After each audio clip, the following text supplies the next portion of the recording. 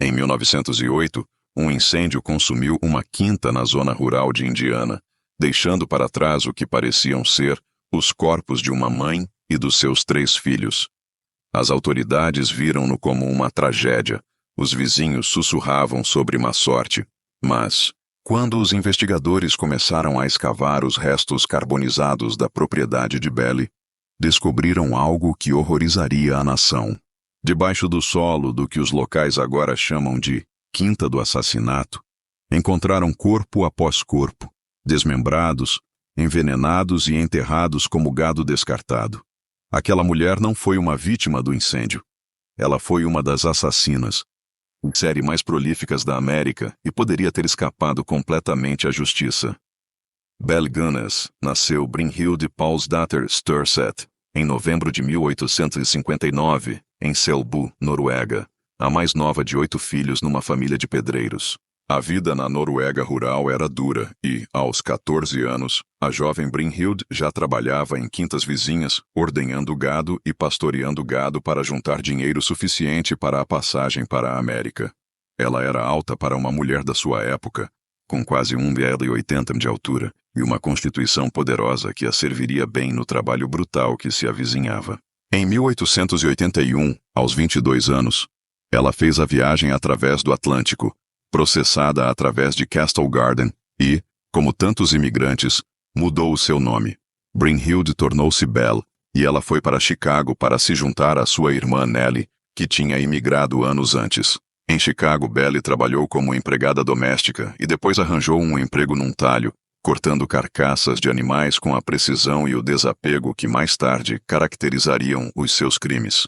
Ela era fisicamente imponente, pesando entre 90 e 113 quilos, com mãos que podiam manejar um cutelo tão facilmente quanto podiam amassar massa.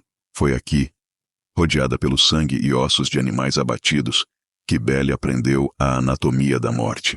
Em 1884, Belly casou-se com Mads Ditlev Anton Sorenson, um colega imigrante norueguês, e juntos abriram uma pequena loja de doces.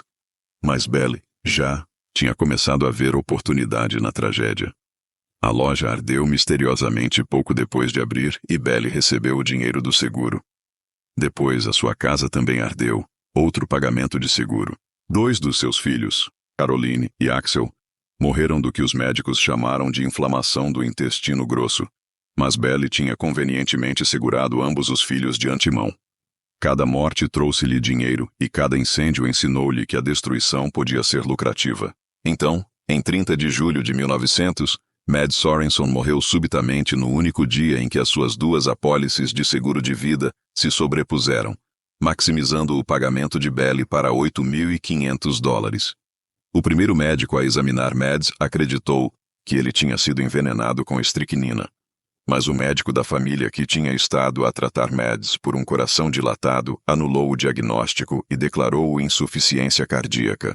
Os parentes de Mads suspeitaram de assassinato, mas sem uma autópsia, Bell saiu com o dinheiro do seguro e a liberdade de matar novamente. Com o seu ganho de seguro, Belly mudou-se para LaPorte, Indiana, onde comprou uma quinta de porcos de 42 acres no final da McClung Road. Era isolada, tranquila e perfeita para o que ela tinha planeado. Em abril de 1902, ela casou-se com Peter Gunness, um talhante local e viúvo com 2 filhas pequenas. Mas Belly não estava interessada em ser madrasta. Uma semana depois do casamento, a filha bebê de Peter morreu enquanto estava sozinha em casa com Belly. 8 meses depois, o próprio Peter estava morto, alegadamente morto quando um moedor de salsichas caiu de uma prateleira alta e esmagou o seu crânio. O legista suspeitou de assassinato e convocou um júri, mas sem provas concretas. Belly recebeu mais $3.000 em dinheiro de seguro. A filha mais velha de Peter, Swanhild, foi rapidamente levada por parentes, tornando-a a única criança a sobreviver à casa de Belly. Foi por esta altura que Belly descobriu uma forma mais eficiente de financiar o seu estilo de vida: anúncios matrimoniais. Em 1905, ela começou a colocar anúncios pessoais em jornais de língua norueguesa em todo o centro-oeste, visando solteiros ricos e imigrantes recentes que pudessem estar a transportar dinheiro. Os seus anúncios foram cuidadosamente elaborados, para atrair os desesperados e os solitários. Um deles dizia: viúva pessoal e atraente que possui uma grande quinta num dos melhores distritos do condado de LaPorte, Indiana, deseja conhecer um cavalheiro igualmente bem provido com o objetivo de unir fortunas. Não serão consideradas respostas por carta, a menos que o remetente esteja disposto a seguir a resposta com uma visita pessoal. Não é necessário que os brincalhões se candidatem. Os homens que responderam aos anúncios de Belle estavam a entrar numa armadilha mortal. Ela correspondia-se com eles durante semanas ou meses, construindo confiança, expressando afeto e encorajando-os a trazer as suas poupanças de vida quando a visitassem. As suas cartas eram calorosas, românticas e totalmente convincentes. Ao seu último vítima, Andrew Helgelien, ela escreveu: o meu coração bate em êxtase selvagem por ti, meu Andrew. Amo-te. Vem preparado para ficar para sempre. E eles vieram preparados, transportando milhares de dólares em dinheiro, vendendo as suas quintas e negócios, queimando as suas pontes atrás deles. O método de Belle era friamente eficiente. Quando os homens chegavam à sua quinta, ela recebia-os calorosamente, dava-lhes uma refeição farta e encorajava-os a passar a noite. Mas a comida e o café eram misturados com estricnina, um veneno, comum para ratos que Belle mantinha em abundância. Enquanto os homens se contorciam em agonia, Belle acabava com eles com um cutelo de carne ou um machado. Depois desmembrava os seus corpos com a mesma habilidade que tinha aprendido no talho de Chicago.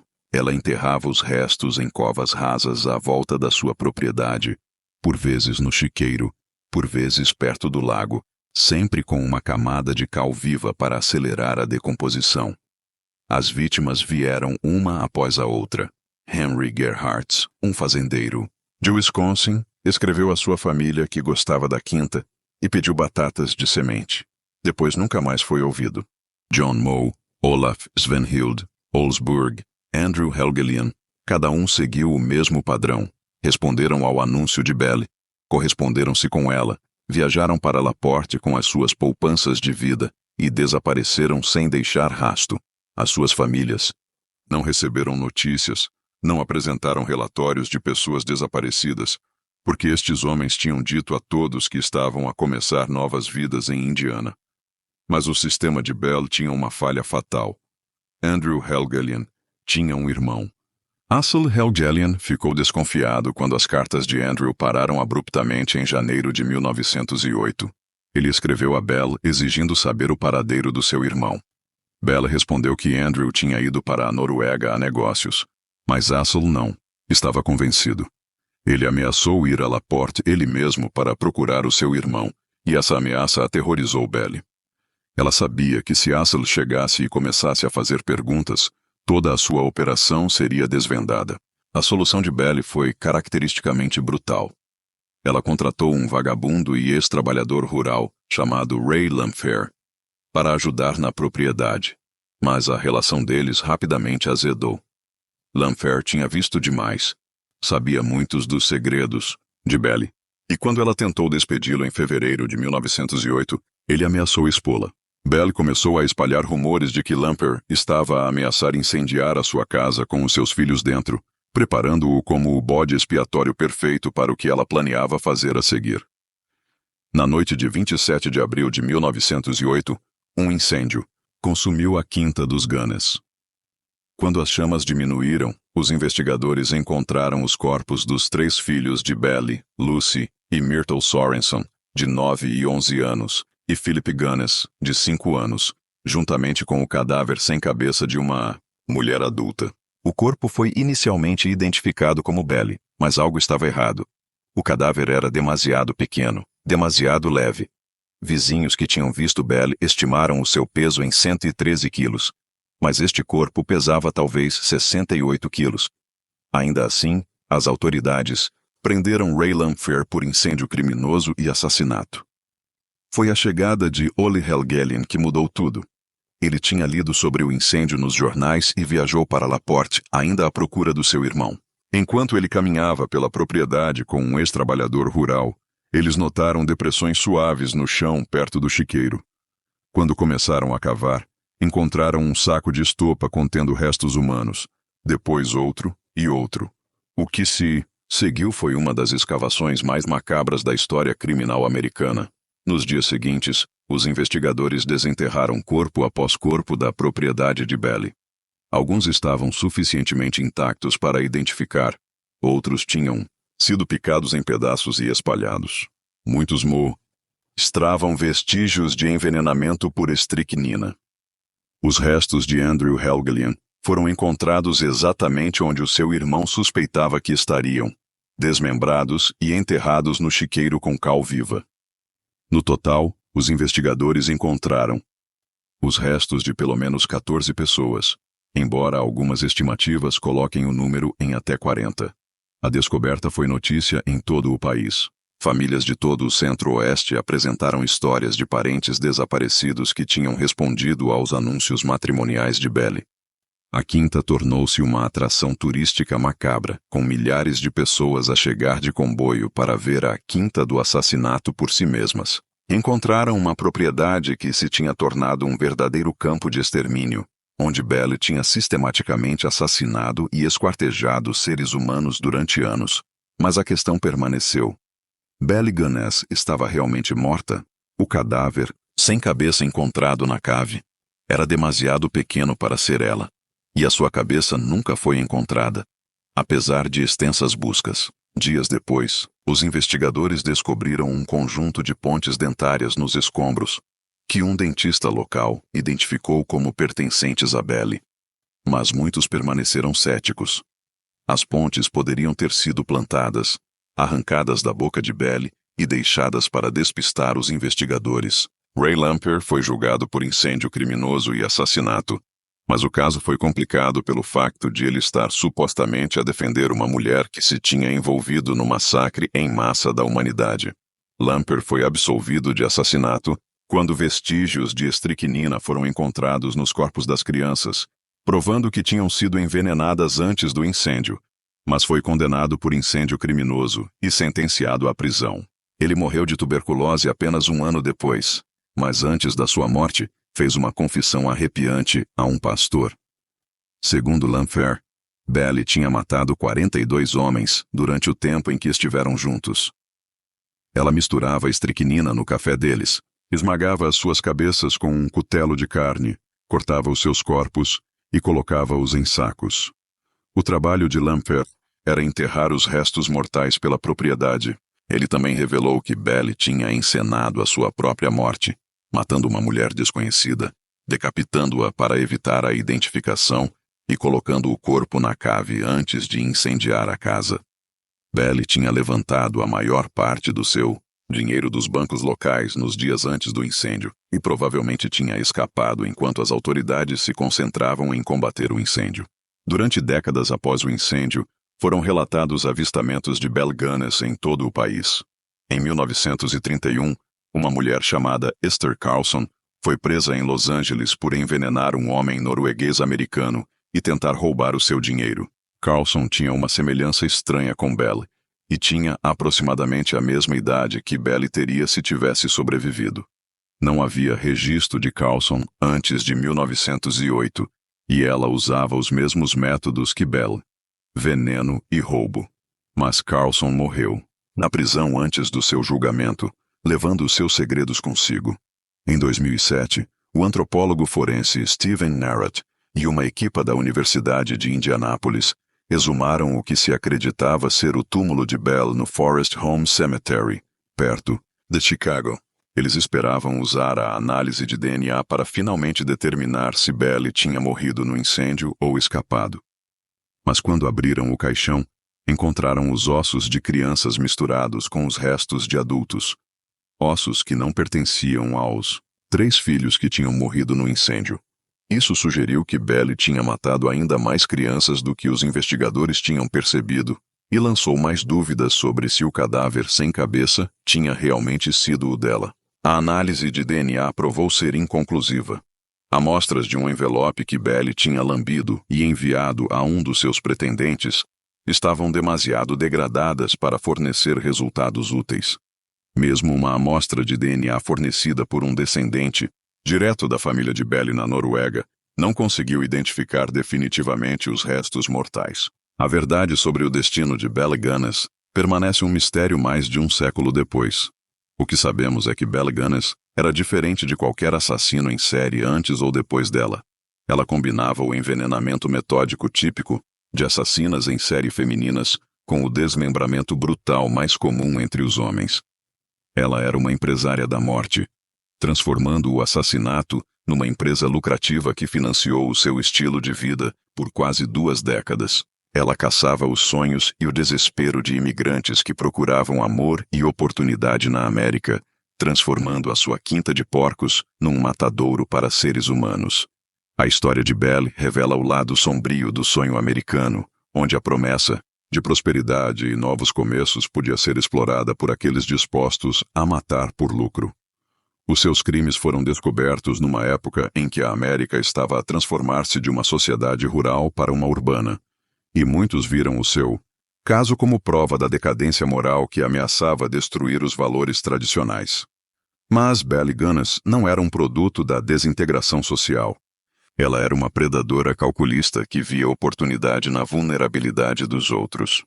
O número exato de vítimas de Belly nunca será conhecido. A localização isolada da sua quinta, a eficiência dos seus métodos e a natureza transitória dos seus alvos permitiram-lhe operar durante anos sem ser detetada. Ela pode ter matado 14 pessoas, ou 40, ou até mais.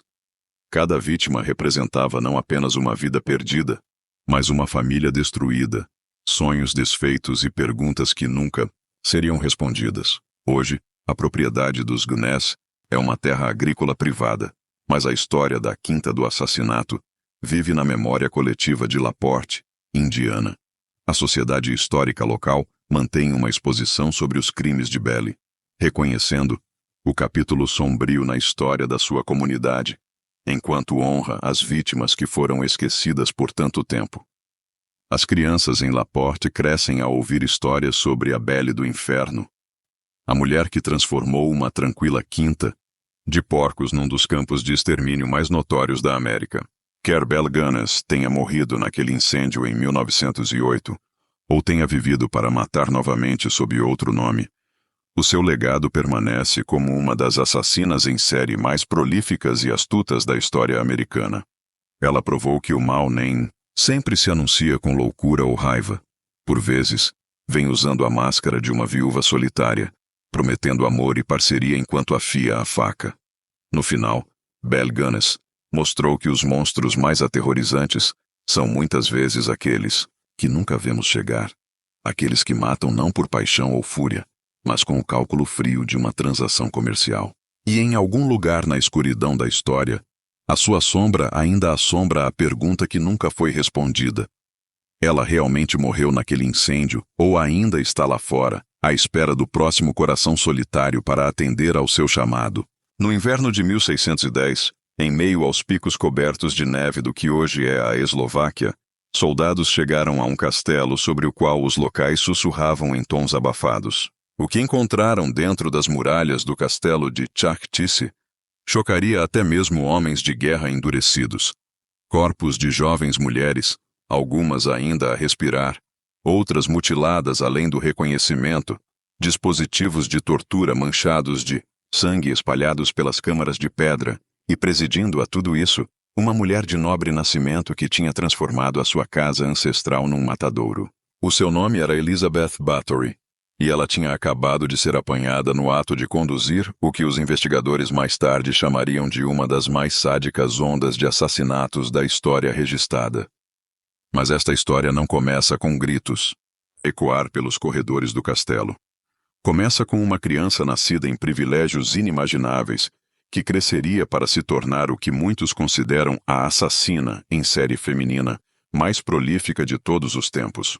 Elizabeth Bathory nasceu a 7 de agosto de 1560 numa das famílias nobres mais poderosas da Hungria. O nome Bathory tinha peso em toda a Europa Oriental. O seu pai, Barão George V, VI Bathory, controlava vastos territórios na Transilvânia. O seu tio, Stephen Bathory, era rei da Polônia, grão-duque da Lituânia e príncipe da Transilvânia.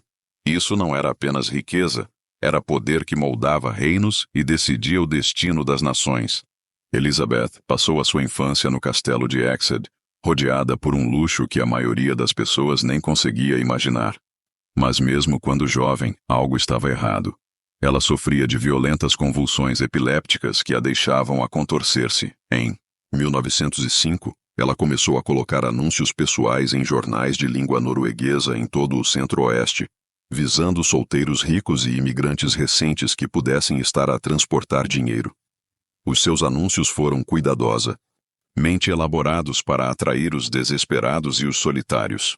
Um deles dizia: viúva pessoal e atraente que possui uma grande quinta num dos melhores distritos do condado de LaPorte, Indiana, deseja conhecer um cavalheiro igualmente bem provido com o objetivo de unir fortunas. Não serão consideradas respostas por carta, a menos que o remetente esteja disposto a seguir a resposta com uma visita pessoal. Não é necessário que os brincalhões se candidatem. Os homens que responderam aos anúncios de Belle estavam a entrar numa armadilha mortal. Ela correspondia-se com eles durante semanas ou meses, construindo confiança, expressando afeto e encorajando-os a trazer as suas poupanças de vida quando a visitassem. As suas cartas eram calorosas, românticas e totalmente convincentes. Ao seu último vítima, Andrew Helgelien, ela escreveu: o meu coração bate em êxtase selvagem por ti, meu Andrew. Amo-te. Vem preparado para ficar para sempre. E eles vieram preparados, transportando milhares de dólares em dinheiro, vendendo as suas quintas e negócios, queimando as suas pontes atrás deles. O método de Belle era friamente eficiente. Quando os homens chegavam à sua quinta, ela recebia-os calorosamente, dava-lhes uma refeição farta e encorajava-os a passar a noite. Mas a comida e o café eram misturados com estricnina, um veneno comum para ratos que Belle mantinha em abundância. Enquanto os homens se contorciam em agonia, Belle acabava com eles com um cutelo de carne ou um machado. Depois desmembrava os seus corpos com a mesma habilidade que tinha aprendido no talho de Chicago. Ela enterrava os restos em covas rasas à volta da sua propriedade, por vezes no chiqueiro, por vezes perto do lago, sempre com uma camada de cal viva para acelerar a decomposição. As vítimas vieram uma após a outra. Henry Gerhardt, um fazendeiro de Wisconsin, escreveu à sua família que gostava da quinta e pediu batatas de semente. Depois nunca mais foi ouvido. John Moe, Olaf Svanhild, Osburg, Andrew Helgelien. Cada um seguiu o mesmo padrão. Responderam ao anúncio de Belle, corresponderam-se com ela, viajaram para LaPorte com as suas poupanças de vida e desapareceram sem deixar rastro. As suas famílias não receberam notícias, não apresentaram relatórios de pessoas desaparecidas, porque estes homens tinham dito a todos que estavam a começar novas vidas em Indiana. Mas o sistema de Belle tinha uma falha fatal. Andrew Helgelien tinha um irmão.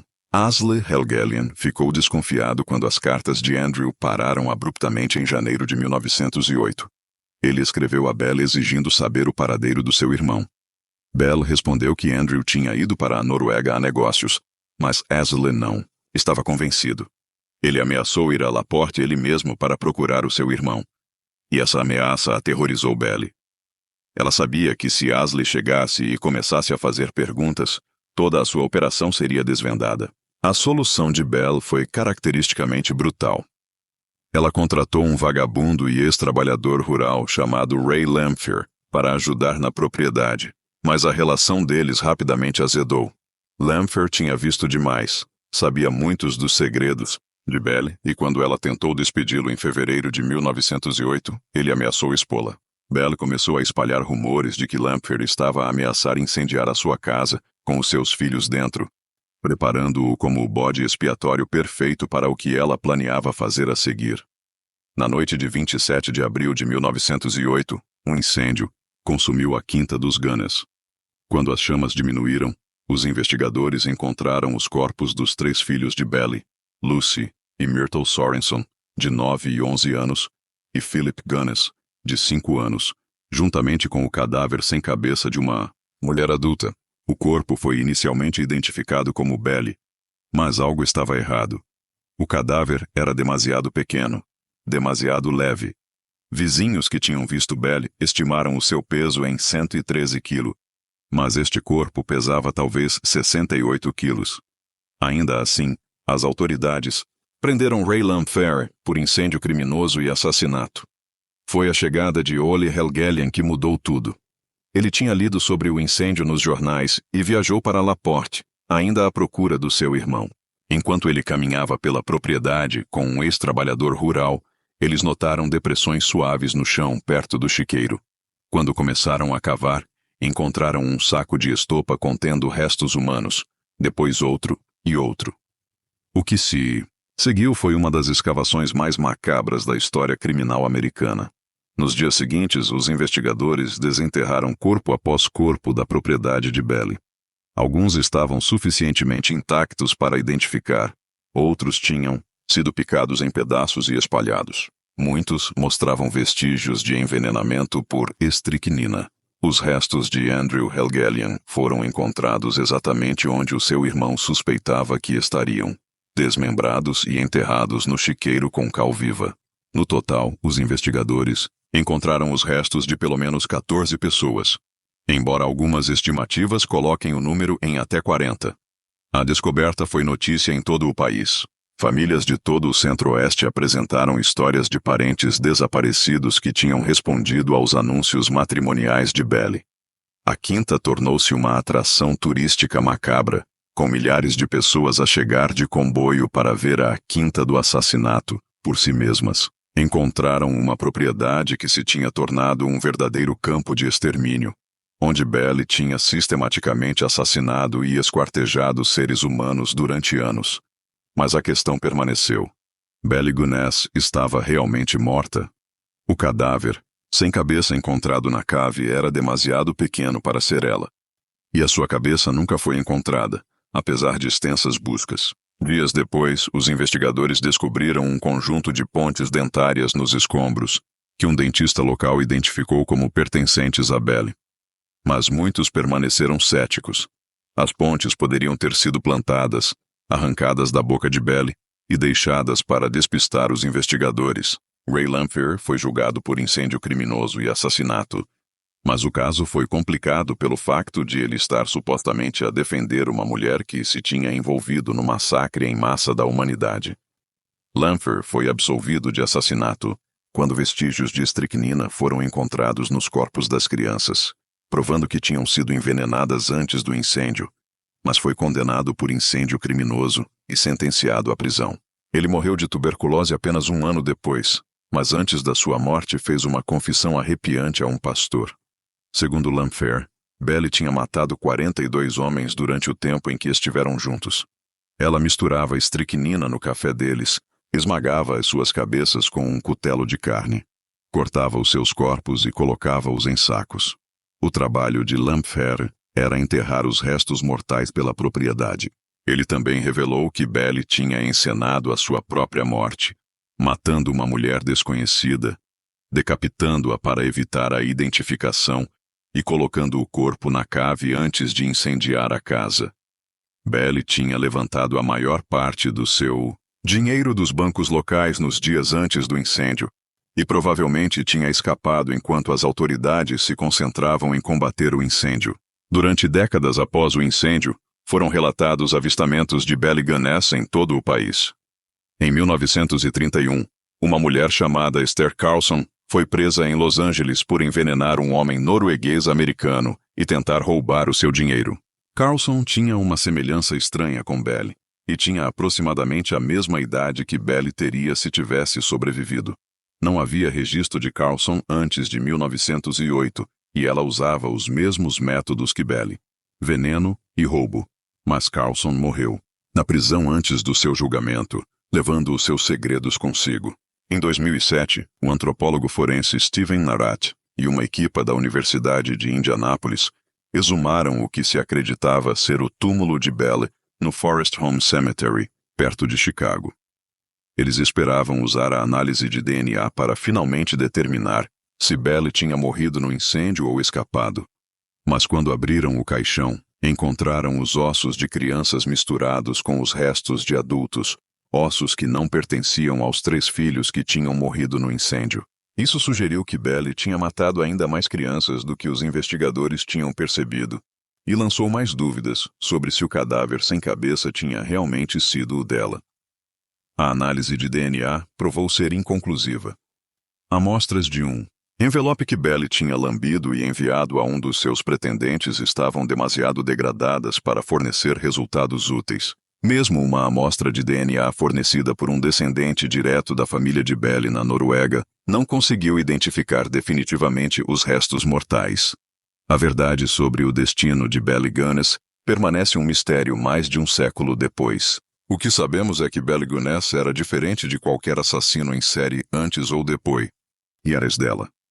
Ela combinava o envenenamento metódico típico de assassinas em série femininas com o desmembramento brutal mais comum entre os homens. Ela era uma empresária da morte, transformando o assassinato numa empresa lucrativa que financiou o seu estilo de vida por quase 2 décadas. Ela caçava os sonhos e o desespero de imigrantes que procuravam amor e oportunidade na América, transformando a sua quinta de porcos num matadouro para seres humanos. A história de Belly revela o lado sombrio do sonho americano, onde a promessa de prosperidade e novos começos podia ser explorada por aqueles dispostos a matar por lucro. Os seus crimes foram descobertos numa época em que a América estava a transformar-se de uma sociedade rural para uma urbana, e muitos viram o seu caso como prova da decadência moral que ameaçava destruir os valores tradicionais.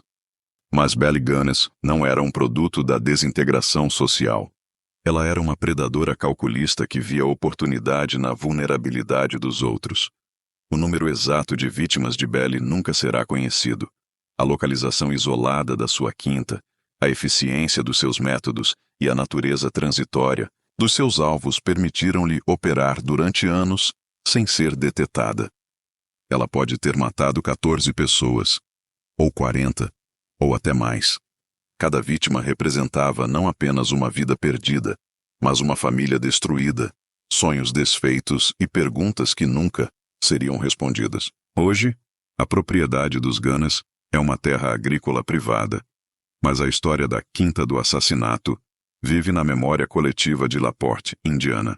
A Sociedade Histórica Local mantém uma exposição sobre os crimes de Belly, reconhecendo o capítulo sombrio na história da sua comunidade, enquanto honra as vítimas que foram esquecidas por tanto tempo. As crianças em LaPorte crescem a ouvir histórias sobre a Belly do Inferno, a mulher que transformou uma tranquila quinta de porcos num dos campos de extermínio mais notórios da América.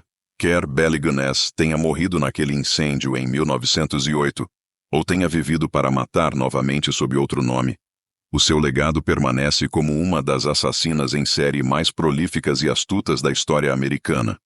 Ela provou que o mal nem sempre se anuncia com loucura ou raiva.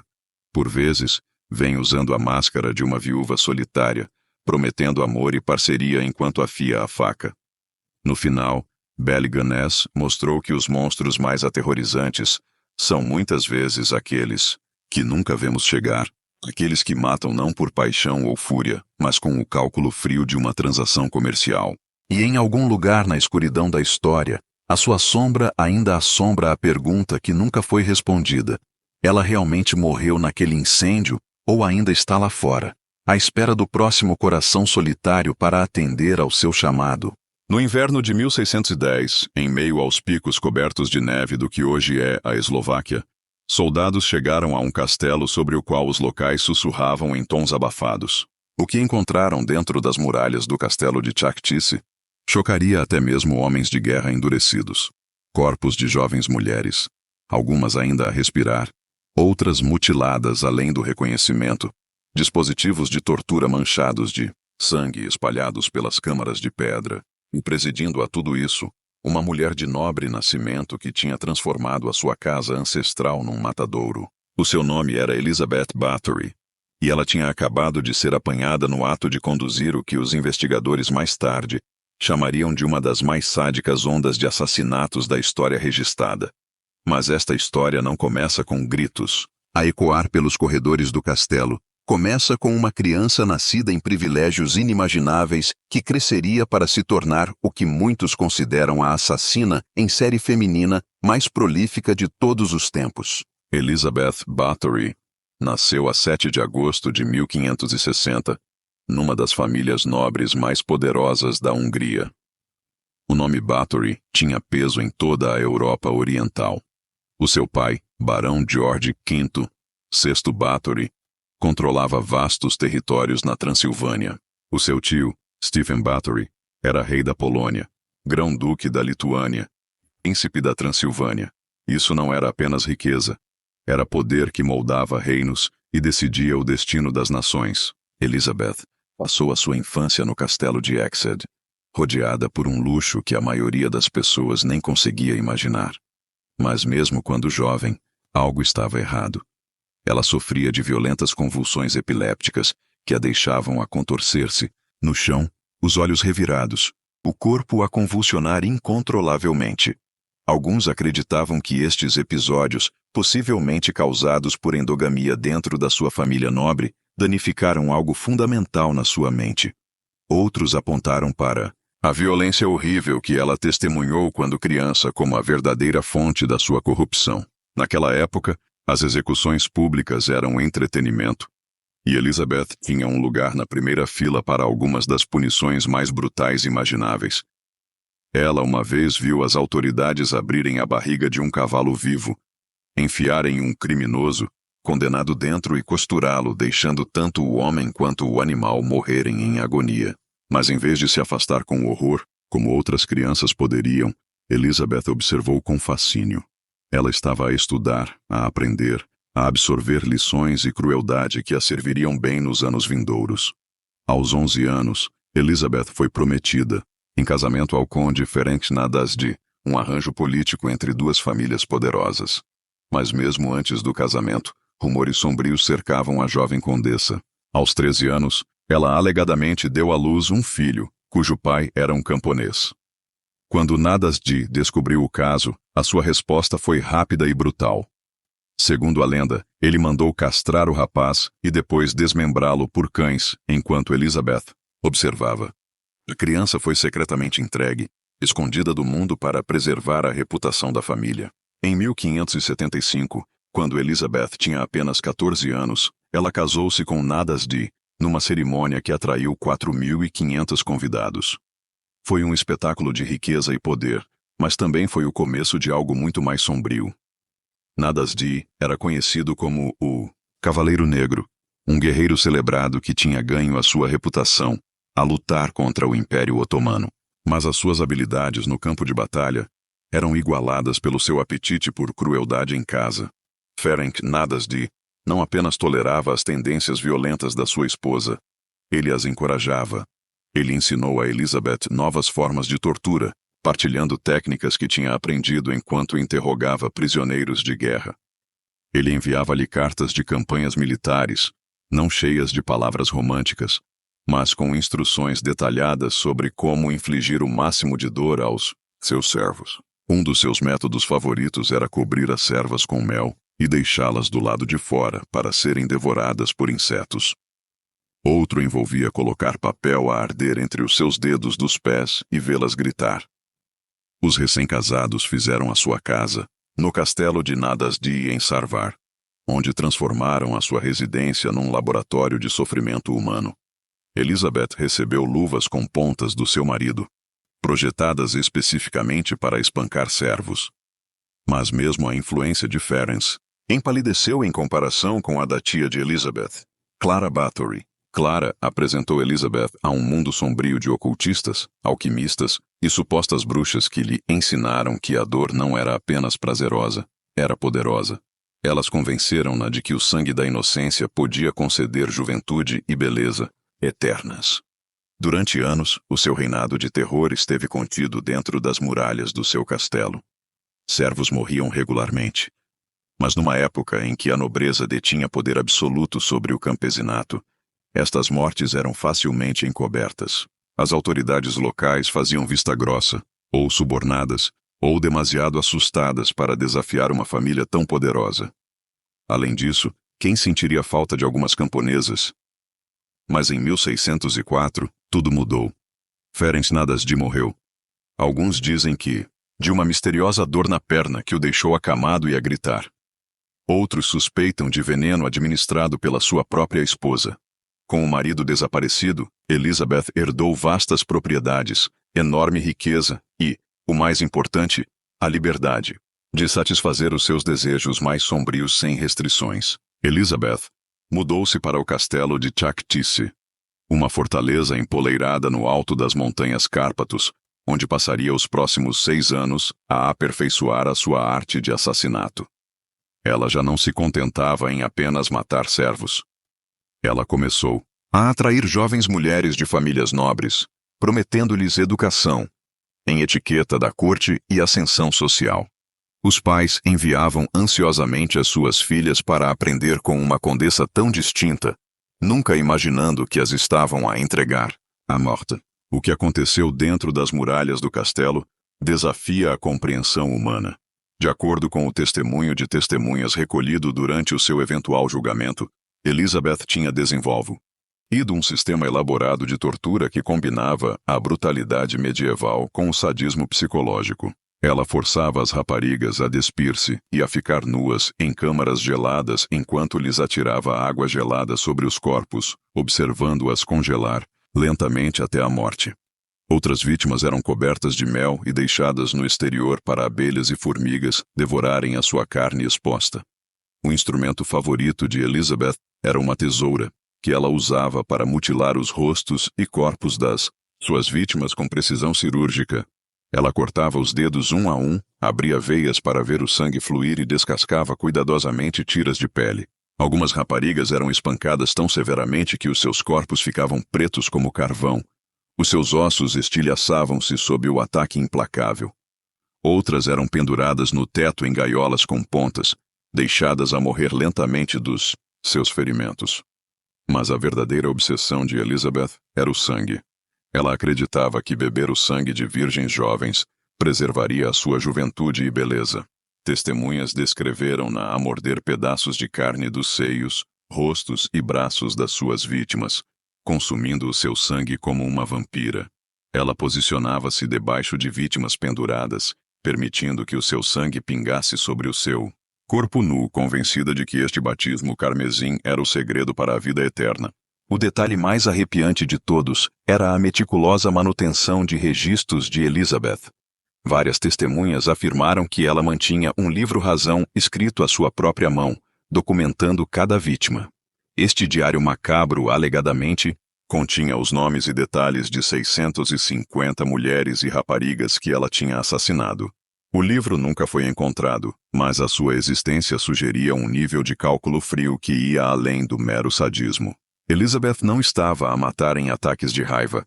Ela estava a conduzir uma campanha sistemática de extermínio. Durante 6 anos, jovens mulheres desapareceram no castelo de Chaktisy e nunca mais emergiram. As famílias locais começaram a esconder as suas filhas, recusando-se a enviá-las para a condessa, apesar das vantagens sociais que tal educação poderia proporcionar. Mas Elizabeth adaptou-se, enviando os seus servos para as aldeias para raptar raparigas ou atraindo vítimas com promessas de trabalho como criadas e costureiras. O que finalmente derrubou a condessa sangrenta não foi o assassinato de camponeses ou servos, mas o seu erro fatal de visar as filhas da nobreza. Em 1609, rumores chegaram à corte dos Habsburgos de que Elizabeth tinha começado a matar raparigas de famílias aristocráticas. Ao contrário das mortes de camponeses, estes assassinatos não podiam ser ignorados ou encobertos. O rei Matias II ordenou uma investigação, nomeando o próprio primo de Elizabeth, o conde Gheorghe Thurzó, para liderar o inquérito. Thurzó, que tinha as suas próprias ambições políticas e viu uma oportunidade para apoderar-se da vasta riqueza de Elizabeth, lançou uma investigação minuciosa. Ao longo de meses, ele recolheu testemunhos de mais de 300 testemunhas. Servos que tinham escapado do castelo contaram histórias horríveis de câmaras de tortura e valas comuns. Residentes locais descreveram ter visto carroças carregadas de corpos a serem removidas do castelo sob o manto da escuridão. Algumas testemunhas afirmaram ter visto as provas físicas elas próprias, cadáveres mutilados, dispositivos de tortura manchados de sangue, quartos onde as paredes estavam salpicadas de sangue. Em 30 de dezembro de 1610, Thurzó chegou ao castelo de Chakchice com um contingente de soldados e oficiais reais. O que encontraram corroborou o pior dos testemunhos. De acordo com a própria carta de Thurzó à sua esposa, eles descobriram uma rapariga morta no castelo e outra mal-viva, presumivelmente a próxima vítima de Elizabeth. A investigação que se seguiu descobriu evidências de tortura e assassinatos sistemáticos que abrangiam 2 décadas. Elizabeth Bathory foi presa juntamente com 4 dos seus cúmplices. Estavam demasiado degradadas para fornecer resultados úteis. Mesmo uma amostra de DNA fornecida por um descendente direto da família de Belly na Noruega não conseguiu identificar definitivamente os restos mortais. A verdade sobre o destino de Belly Gunness permanece um mistério mais de um século depois. O que sabemos é que Belly Gunness era diferente de qualquer assassino em série antes ou depois dela. Ela combinava o envenenamento metódico típico de assassinas em série femininas com o desmembramento brutal mais comum entre os homens. Ela era uma empresária da morte, transformando o assassinato numa empresa lucrativa que financiou o seu estilo de vida por quase 2 décadas. Ela caçava os sonhos e o desespero de imigrantes que procuravam amor e oportunidade na América, transformando a sua quinta de porcos num matadouro para seres humanos. A história de Belly revela o lado sombrio do sonho americano, onde a promessa de prosperidade e novos começos podia ser explorada por aqueles dispostos a matar por lucro. Os seus crimes foram descobertos numa época em que a América estava a transformar-se de uma sociedade rural para uma urbana, e muitos viram o seu caso como prova da decadência moral que ameaçava destruir os valores tradicionais. Mas Belly Gunness não era um produto da desintegração social. Ela era uma predadora calculista que via oportunidade na vulnerabilidade dos outros. O número exato de vítimas de Belly nunca será conhecido.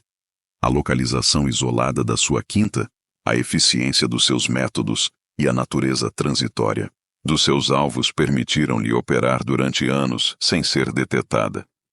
Ela pode ter matado 14 pessoas, ou 40, ou até mais. Cada vítima representava não apenas uma vida perdida, mas uma família destruída, sonhos desfeitos e perguntas que nunca seriam respondidas. Hoje, a propriedade dos Gunness é uma terra agrícola privada, mas a história da quinta do assassinato vive na memória coletiva de LaPorte, Indiana. A Sociedade Histórica Local mantém uma exposição sobre os crimes de Belly, reconhecendo o capítulo sombrio na história da sua comunidade, enquanto honra as vítimas que foram esquecidas por tanto tempo. As crianças em LaPorte crescem a ouvir histórias sobre a Belly do Inferno, a mulher que transformou uma tranquila quinta de porcos num dos campos de extermínio mais notórios da América. Quer Belly Gunness tenha morrido naquele incêndio em 1908, ou tenha vivido para matar novamente sob outro nome, o seu legado permanece como uma das assassinas em série mais prolíficas e astutas da história americana. Ela provou que o mal nem sempre se anuncia com loucura ou raiva. Por vezes, vem usando a máscara de uma viúva solitária, prometendo amor e parceria enquanto afia a faca. No final, Belly Gunness mostrou que os monstros mais aterrorizantes são muitas vezes aqueles que nunca vemos chegar. Aqueles que matam não por paixão ou fúria, mas com o cálculo frio de uma transação comercial. E em algum lugar na escuridão da história, a sua sombra ainda assombra a pergunta que nunca foi respondida. Ela realmente morreu naquele incêndio ou ainda está lá fora, à espera do próximo coração solitário para atender ao seu chamado? No inverno de 1610, em meio aos picos cobertos de neve do que hoje é a Eslováquia, soldados chegaram a um castelo sobre o qual os locais sussurravam em tons abafados. O que encontraram dentro das muralhas do castelo de Chakchice chocaria até mesmo homens de guerra endurecidos. Corpos de jovens mulheres, algumas ainda a respirar, outras mutiladas além do reconhecimento, dispositivos de tortura manchados de sangue espalhados pelas câmaras de pedra, e presidindo a tudo isso, uma mulher de nobre nascimento que tinha transformado a sua casa ancestral num matadouro. O seu nome era Elizabeth Bathory, E ela tinha acabado de ser apanhada no ato de conduzir o que os investigadores mais tarde chamariam de uma das mais sádicas ondas de assassinatos da história registrada. Mas esta história não começa com gritos, a ecoar pelos corredores do castelo. Começa com uma criança nascida em privilégios inimagináveis, que cresceria para se tornar o que muitos consideram a assassina em série feminina mais prolífica de todos os tempos. Elizabeth Bathory nasceu a 7 de agosto de 1560, numa das famílias nobres mais poderosas da Hungria. O nome Bathory tinha peso em toda a Europa Oriental. O seu pai, Barão George Kink, VI Bathory, controlava vastos territórios na Transilvânia. O seu tio, Stephen Bathory, era rei da Polônia, grão-duque da Lituânia e príncipe da Transilvânia. Isso não era apenas riqueza, era poder que moldava reinos e decidia o destino das nações. Elizabeth passou a sua infância no castelo de Exeter, rodeada por um luxo que a maioria das pessoas nem conseguia imaginar. Mas mesmo quando jovem, algo estava errado. Ela sofria de violentas convulsões epilépticas que a deixavam a contorcer-se no chão, os olhos revirados, o corpo a convulsionar incontrolavelmente. Alguns acreditavam que estes episódios possivelmente usados por endogamia dentro da sua família nobre, danificaram algo fundamental na sua mente. Outros apontaram para a violência horrível que ela testemunhou quando criança como a verdadeira fonte da sua corrupção. Naquela época, as execuções públicas eram entretenimento, e Elizabeth tinha um lugar na primeira fila para algumas das punições mais brutais imagináveis. Ela uma vez viu as autoridades abrirem a barriga de um cavalo vivo, enfiarem um criminoso condenado dentro e costurá-lo, deixando tanto o homem quanto o animal morrerem em agonia. Mas em vez de se afastar com o horror, como outras crianças poderiam, Elizabeth observou com fascínio. Ela estava a estudar, a aprender, a absorver lições e crueldade que a serviriam bem nos anos vindouros. Aos 11 anos, Elizabeth foi prometida, em casamento ao conde Ferenc Nadasdy, um arranjo político entre duas famílias poderosas. Mas mesmo antes do casamento, rumores sombrios cercavam a jovem condessa. Aos 13 anos, ela alegadamente deu à luz um filho, cujo pai era um camponês. Quando Nadasdy descobriu o caso, a sua resposta foi rápida e brutal. Segundo a lenda, ele mandou castrar o rapaz e depois desmembrá-lo por cães enquanto Elizabeth observava. A criança foi secretamente entregue, escondida do mundo para preservar a reputação da família. Em 1575, quando Elizabeth tinha apenas 14 anos, ela casou-se com Nadasdy numa cerimônia que atraiu 4.500 convidados. Foi um espetáculo de riqueza e poder, mas também foi o começo de algo muito mais sombrio. Nadasdy era conhecido como o Cavaleiro Negro, um guerreiro celebrado que tinha ganho a sua reputação a lutar contra o Império Otomano, mas as suas habilidades no campo de batalha eram igualadas pelo seu apetite por crueldade em casa.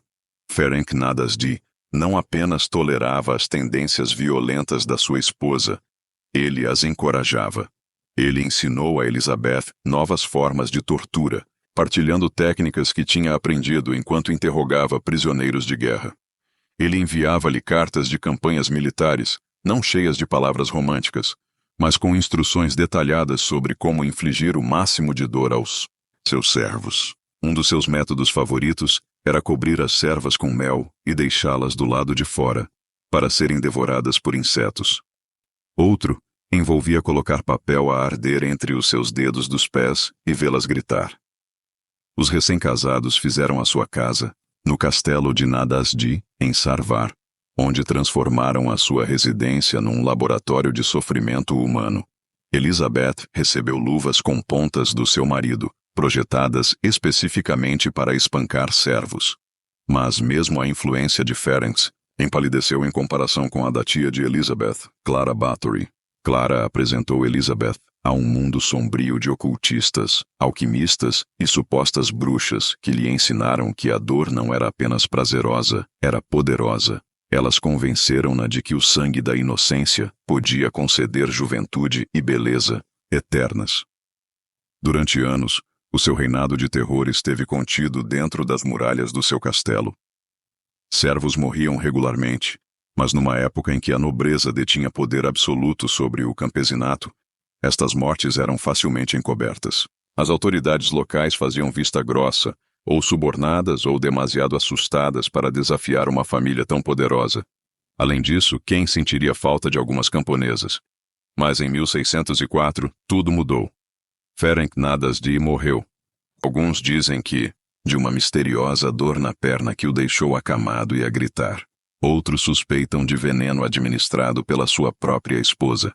Com o marido desaparecido, Elizabeth herdou vastas propriedades, enorme riqueza e, o mais importante, a liberdade de satisfazer os seus desejos mais sombrios sem restrições. Elizabeth mudou-se para o castelo de Chartice, uma fortaleza empoleirada no alto das montanhas Cárpatos, onde passaria os próximos 6 anos a aperfeiçoar a sua arte de assassinato.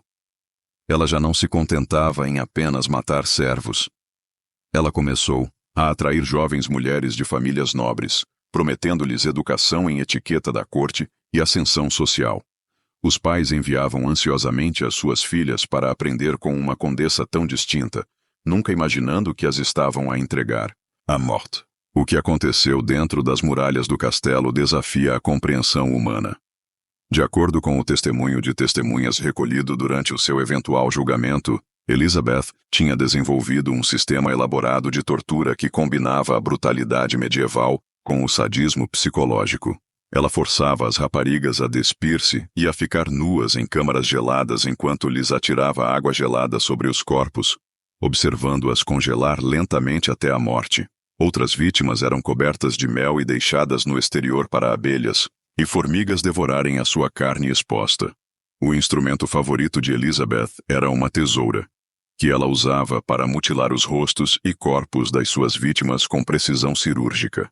Ela cortava os dedos um a um, abria veias para ver o sangue fluir e descascava cuidadosamente tiras de pele. Algumas raparigas eram espancadas tão severamente que os seus corpos ficavam pretos como carvão. Os seus ossos estilhaçavam-se sob o ataque implacável. Outras eram penduradas no teto em gaiolas com pontas, deixadas a morrer lentamente dos seus ferimentos. Mas a verdadeira obsessão de Elizabeth era o sangue. Ela acreditava que beber o sangue de virgens jovens preservaria a sua juventude e beleza. Testemunhas descreveram-na a morder pedaços de carne dos seios, rostos e braços das suas vítimas, consumindo o seu sangue como uma vampira. Ela posicionava-se debaixo de vítimas penduradas, permitindo que o seu sangue pingasse sobre o seu corpo nu, convencida de que este batismo carmesim era o segredo para a vida eterna. O detalhe mais arrepiante de todos era a meticulosa manutenção de registros de Elizabeth. Várias testemunhas afirmaram que ela mantinha um livro-razão escrito à sua própria mão, documentando cada vítima. Este diário macabro, alegadamente, continha os nomes e detalhes de 650 mulheres e raparigas que ela tinha assassinado. O livro nunca foi encontrado, mas a sua existência sugeria um nível de cálculo frio que ia além do mero sadismo. Elizabeth não estava a matar em ataques de raiva. Ela estava a conduzir uma campanha sistemática de extermínio. Durante 6 anos, jovens mulheres desapareceram no castelo de Chartice e nunca mais emergiram. As famílias locais começaram a esconder as suas filhas, recusando-se a enviá-las para a condessa, apesar das vantagens sociais que tal educação poderia proporcionar. Mas Elizabeth adaptou-se, enviando os seus servos para as aldeias para raptar raparigas ou atraindo vítimas, com promessas de trabalho como criadas e costureiras. O que finalmente derrubou a Condessa Sangrenta não foi o assassinato de camponeses ou servos, mas o seu erro fatal de visar as filhas da nobreza. Em 1609, rumores chegaram à corte dos Habsburgos de que Elizabeth tinha começado a matar raparigas de famílias aristocráticas. Ao contrário das mortes de camponeses, estes assassinatos não podiam ser ignorados ou encobertos. O rei Matias II ordenou uma investigação, nomeando o próprio primo de Elizabeth, o conde George Thurzó, para liderar o inquérito. Thurzó, que tinha as suas próprias ambições políticas e viu uma oportunidade para apoderar-se da vasta riqueza de Elizabeth, lançou uma investigação minuciosa. Ao longo de meses, ele recolheu testemunhos de mais de 300 testemunhas. Servos que tinham escapado do castelo contaram histórias horríveis de câmaras de tortura e valas comuns. Residentes locais descreveram ter visto carroças carregadas de corpos a serem removidos do castelo sob o manto da escuridão. Algumas testemunhas afirmaram ter visto as provas físicas elas próprias, cadáveres mutilados, dispositivos de tortura manchados de sangue, quartos onde as paredes estavam salpicadas de sangue. Em 30 de dezembro de 1610, Thurzó chegou ao castelo de Chakchise com um contingente de soldados e oficiais reais. O que encontraram corroborou o pior dos testemunhos. De acordo com a própria carta de Thurzó à sua esposa, eles descobriram uma rapariga morta no castelo e outra mal-viva, presumivelmente a próxima vítima de Elizabeth. A investigação que se seguiu descobriu evidências de tortura e assassinatos sistemáticos que abrangiam 2 décadas. Elizabeth Bathory foi presa juntamente com 4 dos seus cúmplices. Os seus servos, Dorothea Semtes, Ilona Jó, Catarina Benicá e Janus Ujvari, foram acusados como cúmplices e julgados em 1611. Sob tortura, confessaram ter participado nos assassinatos e forneceram detalhes macabros sobre os seus métodos. Descreveram como Elizabeth espetava ferros em brasa na boca e nariz das raparigas, como lhes cozia os lábios e como as forçava a cozinhar e comer a sua própria carne. O julgamento foi uma sensação em toda a Europa. Até juízes endurecidos ficaram chocados com o testemunho. Uma serva, forçada a ver a sua senhora torturar, uma jovem, descreveu como Elizabeth colocava os dedos na boca da vítima e puxava até que os lados se abrissem. Outra testemunhou que Elizabeth mandava prensar moedas em brasa nas palmas das mãos das servas, observando a sua carne chiar e queimar. Mas talvez o testemunho mais condenatório tenha vindo de Ilona Jó, a ex-ama de leite de Elizabeth, que admitiu ter matado cerca de 50 vítimas. Ela descreveu como Elizabeth mandava trazer raparigas para a sua cama, mesmo quando estava doente, para que pudesse esbofeteá-las e mordê-las. Por vezes, Elizabeth mordia-as com tanta força que morriam dos seus ferimentos. Jó também testemunhou que Elizabeth mantinha registros detalhados das suas vítimas, documentando meticulosamente cada assassinato como entradas num livro-razão de negócios. Os servos foram considerados culpados e executados com a mesma brutalidade que tinham infligido aos outros. 3 foram queimados vivos, enquanto Janus Ujvari, o mais jovem, recebeu misericórdia e foi apenas decapitado. Mas Elizabeth, protegida pelo seu estatuto nobre, nunca foi julgada. Em vez disso, foi condenada à prisão domiciliária, confinada a alguns quartos no castelo de Chakchise pelo resto da sua vida. Alguns relatos afirmam que Elizabeth foi literalmente emparedada, com apenas pequenas fendas deixadas para a comida e o ar passarem. Outros sugerem que ela tinha permissão para se mover livremente dentro de certas câmaras, mas proibida de sair do castelo. O que é certo é que ela passou os seus últimos anos como prisioneira na mesma fortaleza onde tinha cometido os seus crimes. Elizabeth Bathory morreu a 21 de agosto de 1614, aos 54 anos. Foi encontrada morta no chão do seu quarto, aparentemente tendo morrido durante o sono. A ironia não passou despercebida a ninguém. A mulher que tinha assassinado centenas, em busca da juventude eterna, tinha morrido uma morte comum, envelhecendo e sozinha. Ela foi inicialmente enterrada na igreja do castelo, mas os aldeões locais ficaram tão indignados que ameaçaram exumar e profanar o seu cadáver. O seu corpo foi discretamente transferido para a sua propriedade familiar em Exed, onde foi enterrada em obscuridade não marcada. Mas mesmo na morte, a história de Elizabeth Bathory recusou-se a permanecer enterrada. Ao longo dos séculos, a sua lenda cresceu muito além dos fatos do seu caso. Escritores adicionaram detalhes cada vez mais sensacionalistas, que ela se banhava em tinas cheias de sangue de virgens, que era uma vampira literal que nunca envelhecia, que praticava magia negra e fazia pactos com demônios. Estes embelezamentos, a maioria deles criados mais de um século após a sua morte, transformaram Elizabeth de uma figura histórica num monstro mitológico. A verdade sobre Elizabeth Bathory permanece muito contestada, mesmo hoje. Historiadores modernos levantaram sérias questões sobre as provas contra ela. Apontam que muitas das 300 testemunhas forneceram apenas testemunhos de ouvir dizer, repetindo rumores que tinham ouvido, em vez de descreverem eventos que tinham testemunhado pessoalmente. A investigação foi liderada pelo seu primo Thurzó, que tinha claras motivações políticas para a destruir. A corte dos Habsburgos devia a Elizabeth enormes somas de dinheiro que foram convenientemente canceladas após a sua prisão. As suas vastas propriedades foram divididas entre membros da família que tinham conhecimento prévio da sua iminente captura. Alguns estudiosos argumentam que Elizabeth foi vítima de uma elaborada conspiração, uma mulher poderosa destruída por homens que não conseguiam tolerar a sua independência e riqueza. Eles notam que ela tinha apoiado o seu sobrinho, o príncipe Gábor Báthory da Transilvânia, que estava em conflito com os Habsburgos reinantes lá fora, à espera do próximo coração solitário para atender ao seu chamado. No inverno de 1610, em meio aos picos cobertos de neve do que hoje é a Eslováquia, soldados chegaram a um castelo sobre o qual os locais sussurravam em tons abafados. O que encontraram dentro das muralhas do castelo de Chaktice chocaria até mesmo homens de guerra endurecidos. Corpos de jovens mulheres, algumas ainda a respirar, outras mutiladas além do reconhecimento. Dispositivos de tortura manchados de sangue espalhados pelas câmaras de pedra. E presidindo a tudo isso, uma mulher de nobre nascimento que tinha transformado a sua casa ancestral num matadouro. O seu nome era Elizabeth Báthory, e ela tinha acabado de ser apanhada no ato de conduzir o que os investigadores mais tarde chamariam de uma das mais sádicas ondas de assassinatos da história registrada.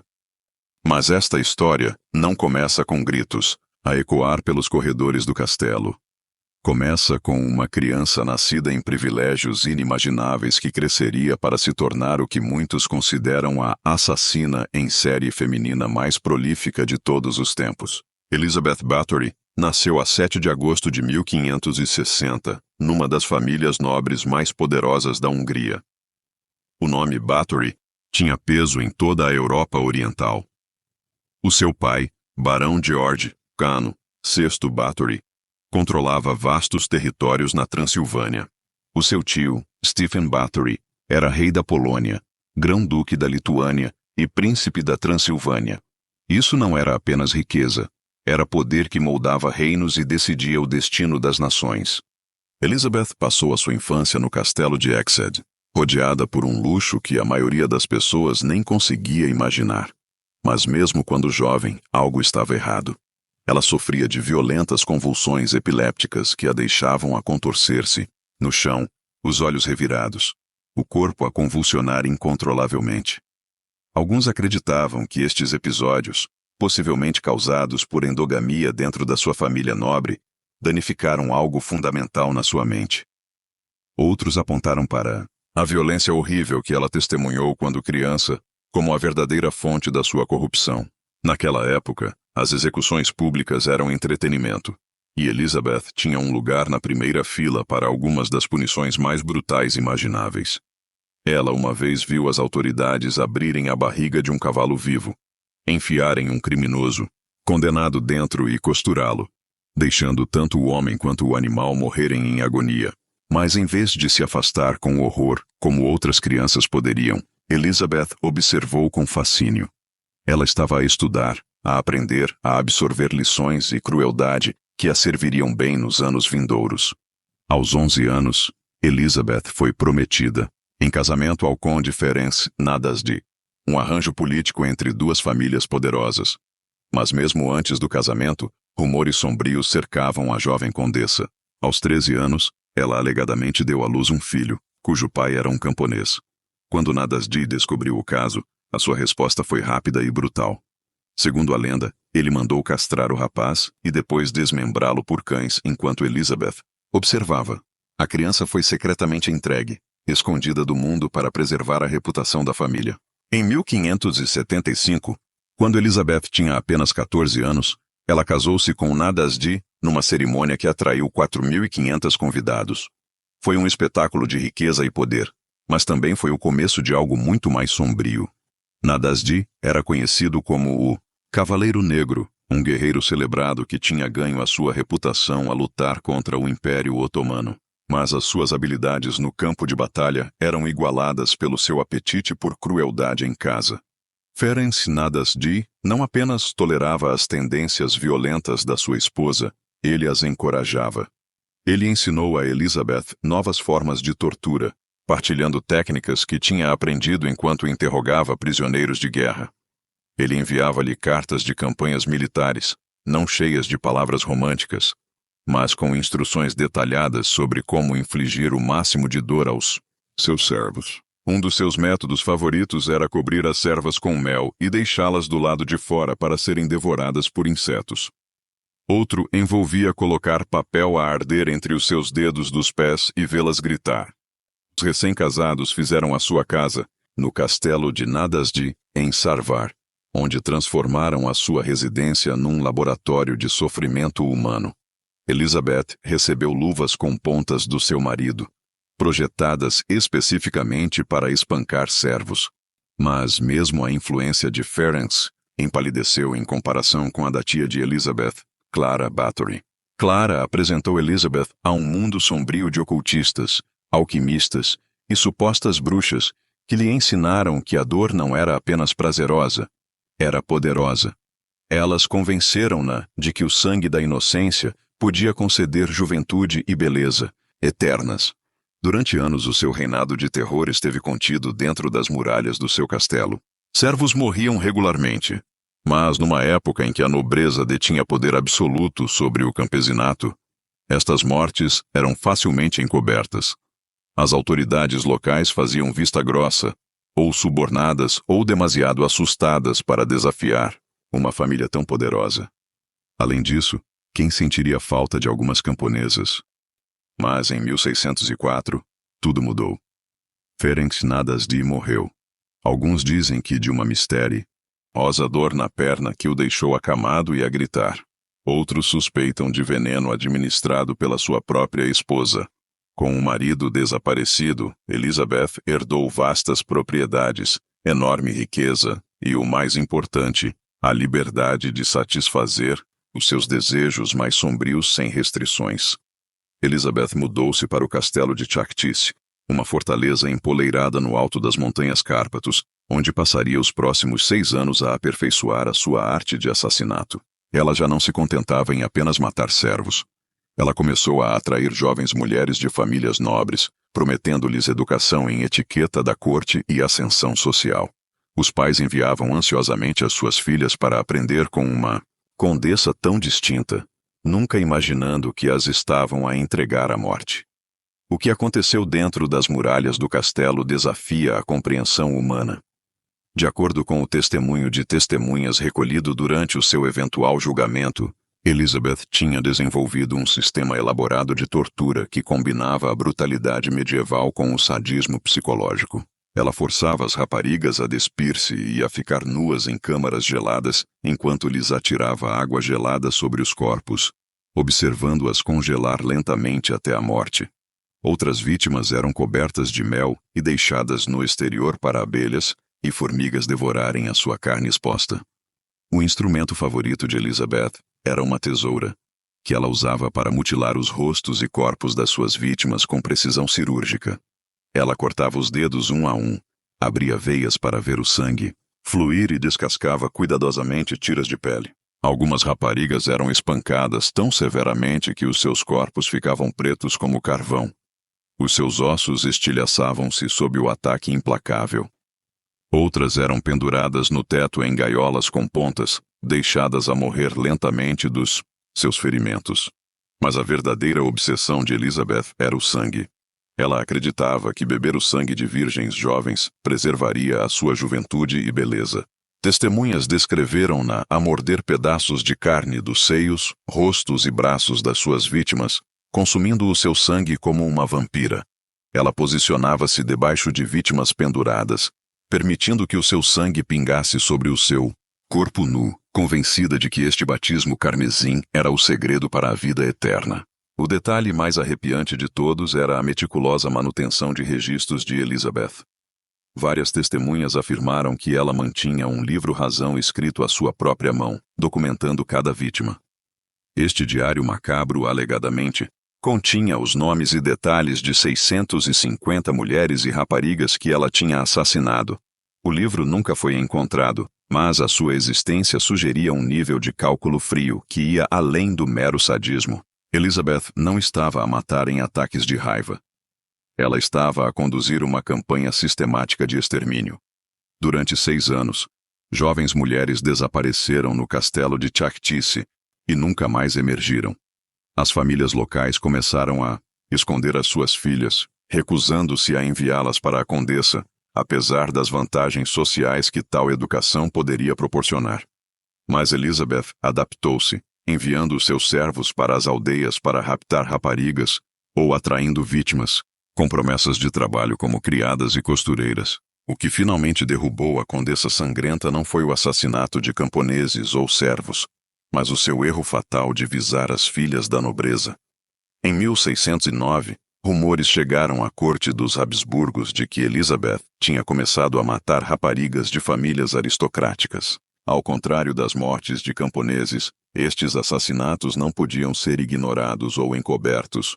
O rei Matias II ordenou uma investigação, nomeando o próprio primo de Elizabeth, o conde Gheorghe Thurzó, para liderar o inquérito.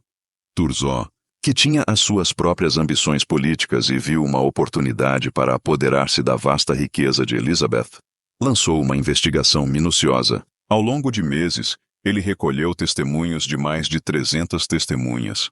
Servos que tinham escapado do castelo contaram histórias horríveis de câmaras de tortura e valas comuns. Residentes locais descreveram ter visto carroças carregadas de corpos a serem removidos do castelo sob o manto da escuridão. Algumas testemunhas afirmaram ter visto as provas físicas elas próprias: cadáveres mutilados, dispositivos de tortura manchados de sangue, quartos onde as paredes estavam salpicadas de sangue. Em 30 de dezembro de 1610, Thurzó chegou ao castelo de Chakchisi com um contingente de soldados e oficiais reais. O que encontraram corroborou o pior dos testemunhos. De acordo com a própria carta de Thurzó à sua esposa, eles descobriram uma rapariga morta no castelo e outra mal-viva, presumivelmente a próxima vítima de Elizabeth. A investigação que se seguiu descobriu evidências de tortura e assassinatos sistemáticos que abrangiam 2 décadas. Elizabeth Bathory foi presa juntamente com 4 dos seus cúmplices. Os seus servos, Dorothea Sentes, Ilona Jó, Catarina, Benicá e Janus Uivari, foram acusados como cúmplices e julgados em 1611. Sob tortura, confessaram ter participado nos assassinatos e forneceram detalhes macabros sobre os seus métodos. Descreveram como Elizabeth espetava ferros em brasa na boca e nariz das raparigas, como lhes cozia os lábios e como as forçava a cozinhar e comer a sua própria carne. O julgamento foi uma sensação em toda a Europa. Até juízes endurecidos ficaram chocados com o testemunho. Uma serva, forçada a ver a sua senhora torturar uma jovem, descreveu como Elizabeth colocava os dedos na boca da vítima e puxava até que os lados se abrissem. Outra testemunhou que Elizabeth mandava prensar moedas em brasa nas palmas das mãos das servas, observando a sua carne chiar e queimar. Mas talvez o testemunho mais condenatório tenha vindo de Ilona Jó, a ex-ama de leite de Elizabeth, que admitiu ter matado cerca de 50 vítimas. Ela descreveu como Elizabeth mandava trazer raparigas para a sua cama, mesmo quando estava doente, para que pudesse esbofeteá-las e mordê-las. Por vezes, Elizabeth mordia-as com tanta força que morriam dos seus ferimentos. Jó também testemunhou que Elizabeth mantinha registros detalhados das suas vítimas, documentando meticulosamente cada assassinato como entradas num livro-razão de negócios. Os servos foram considerados culpados e executados com a mesma brutalidade que tinham infligido aos outros. 3 foram queimados vivos, enquanto Janus Ujvari, o mais jovem, recebeu misericórdia e foi apenas decapitado. Mas Elizabeth, protegida pelo seu estatuto nobre, nunca foi julgada. Em vez disso, foi condenada à prisão domiciliária, confinada, Há alguns quartos no castelo de Chastice pelo resto da sua vida. Alguns relatos afirmam que Elizabeth foi literalmente emparedada, com apenas pequenas fendas deixadas para a comida e o ar passarem. Outros sugerem que ela tinha permissão para se mover livremente dentro de certas câmaras, mas proibida de sair do castelo. O que é certo é que ela passou os seus últimos anos como prisioneira na mesma fortaleza onde tinha cometido os seus crimes. Elizabeth Bathory morreu a 21 de agosto de 1614, aos 54 anos. Foi encontrada morta no chão do seu quarto, aparentemente tendo morrido durante o sono. A ironia não passou despercebida a ninguém. A mulher que tinha assassinado centenas, em busca da juventude eterna, tinha morrido uma morte comum, envelhecendo e sozinha. Ela foi inicialmente enterrada na igreja do castelo, mas os aldeões locais ficaram tão indignados que ameaçaram exumar e profanar o seu cadáver. O seu corpo foi discretamente transferido para a sua propriedade familiar em Exeter, onde foi enterrada em obscuridade não marcada. Mas mesmo na morte, a história de Elizabeth Bathory recusou-se a permanecer enterrada. Ao longo dos séculos, a sua lenda cresceu muito além dos factos do seu caso. Escritores adicionaram detalhes cada vez mais sensacionalistas, que ela se banhava em tinas cheias de sangue de virgens, que ela era uma vampira literal que nunca envelhecia, que praticava magia negra e fazia pactos com demônios. Estes embelezamentos, a maioria deles criados mais de um século após a sua morte, transformaram Elizabeth de uma figura histórica num monstro mitológico. A verdade sobre Elizabeth Bathory permanece muito contestada, mesmo hoje. Historiadores modernos levantaram sérias questões sobre as provas contra ela. Apontam que muitas das 300 testemunhas forneceram apenas testemunhos de ouvir dizer, repetindo rumores que tinham ouvido, em vez de descreverem eventos que tinham testemunhado pessoalmente. A investigação foi liderada pelo seu primo Turzó, que tinha claras motivações políticas para a destruir. A corte dos Habsburgos devia a Elizabeth enormes somas de dinheiro que foram convenientemente canceladas após a sua prisão. As suas vastas propriedades foram divididas entre membros da família que tinham conhecimento prévio da sua iminente captura. Alguns estudiosos argumentam que Elizabeth foi vítima de uma elaborada conspiração, uma mulher poderosa destruída por homens que não conseguiam tolerar a sua independência e riqueza. Eles notam que ela tinha apoiado o seu sobrinho, o príncipe Gábor Báthory da Transilvânia, que estava em conflito com os Habsburgos reinantes. A sua morte ocorreu num momento politicamente sensível, e a sua queda pode ter sido uma forma de remover uma figura influente que se opunha à autoridade dos Habsburgos. Independentemente da verdade, a história de Elizabeth Bathory serve como um conto de advertência sobre o poder, corrupção e a escuridão que pode residir no coração humano. A sua lenda, embora exagerada, continua a fascinar e a aterrorizar, lembrando-nos que os monstros nem sempre se escondem nas sombras. Por vezes eles sentam-se em tronos,